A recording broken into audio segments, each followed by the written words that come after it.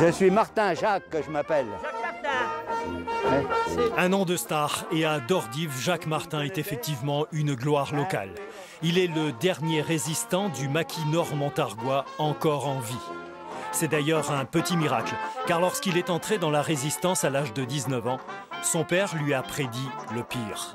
Quand mon père est venu me chercher pour rentrer dans les rangs de la résistance, il a commencé à me dire « Tu fais partie de la résistance ». Il dit une chose certaine, il dit « Quoi qu'il arrive, quoi qu'on te fasse, que tu sois pris par les Allemands, tu n'as rien à dire de ce que tu connais, de ce qui se passe ici ». Il dit « Toute parole qui sera dite ». Mon père était ancien militaire. Il m'a dit « C'est le falot ». Falot, je dis, qu'est-ce que c'est? Il m'a expliqué que c'était le peloton d'exécution. Il s'est dit, ça sera pour toi comme pour les autres. C'est pour Jacques Martin et pour tous ceux qui ont participé à la libération que le village de Dordives a organisé cette commémoration exceptionnelle.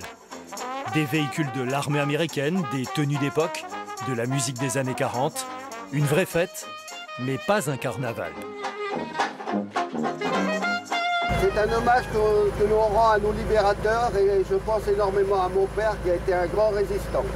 Je pense que ça peut être une commémoration, qu'il peut y avoir une dimension solennelle, tout en même temps en vivant un moment convivial, sympathique et pourquoi pas un peu coloré. Ce soir, l'ennemi connaîtra le prix du sang et des larmes.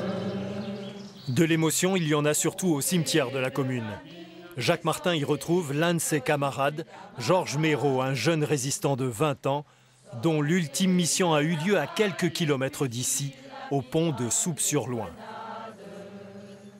Il s'est trouvé que le matin du 21 août, il avait ordre avec son chef, Philippe Sergent, ils étaient tous les deux, ils sont venus visiter le pont, savoir s'il était bien en état, ce que passent les Américains.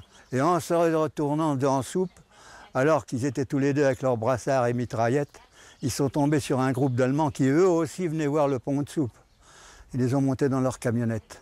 Et ils ont été fusillés à Amilly, à côté de Montargis.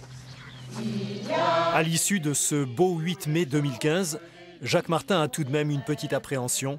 Se souviendra-t-on encore des combattants de l'ombre lorsque sa voix se sera éteinte ?